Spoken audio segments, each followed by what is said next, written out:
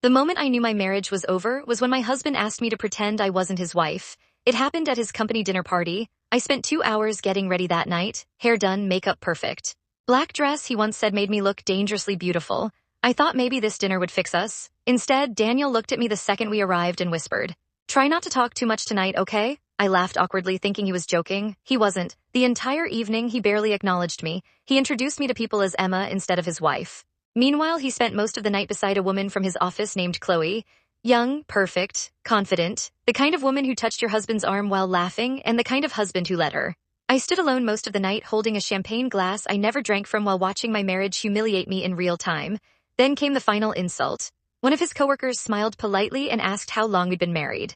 Before I could answer, Daniel quickly said, "Oh, things are complicated. Complicated after 13 years together, after I supported him through unemployment, after I paid bills while pregnant, after I sold my jewelry to help him start his business. Complicated." I felt something inside me crack quietly.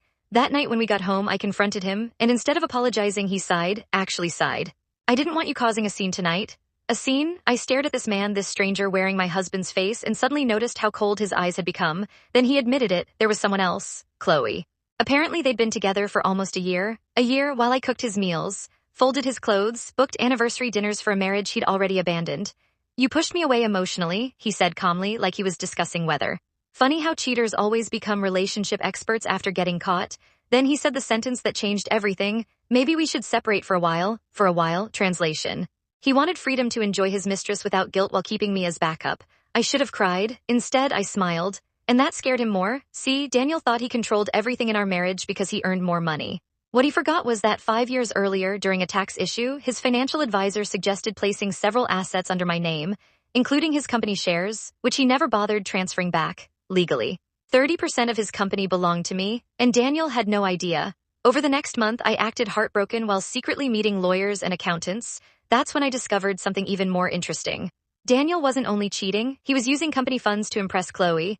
Luxury hotels, designer handbags, business trips that were actually romantic vacations. My lawyer called it embezzlement, I called it karma preparing dinner.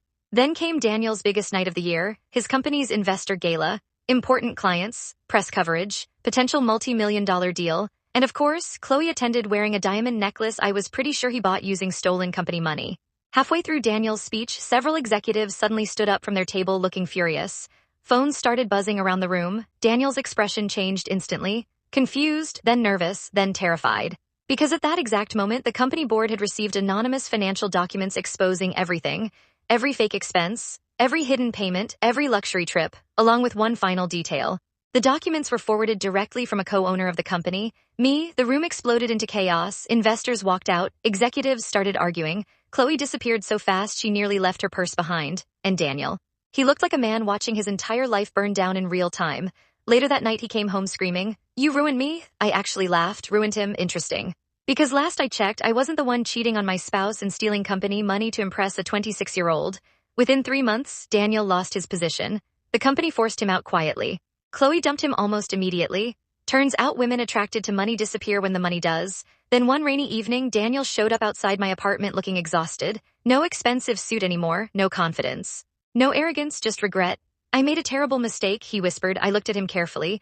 This man once made me feel invisible, small, embarrassing, and now he looks small. Funny how life works. Then he quietly asked, "Do you think we could ever start over?" I smiled softly, not angry, not bitter, just free. Then I said, "You didn't lose me because of Chloe. You lost me the moment you forgot my value." And I closed the door. This time permanently.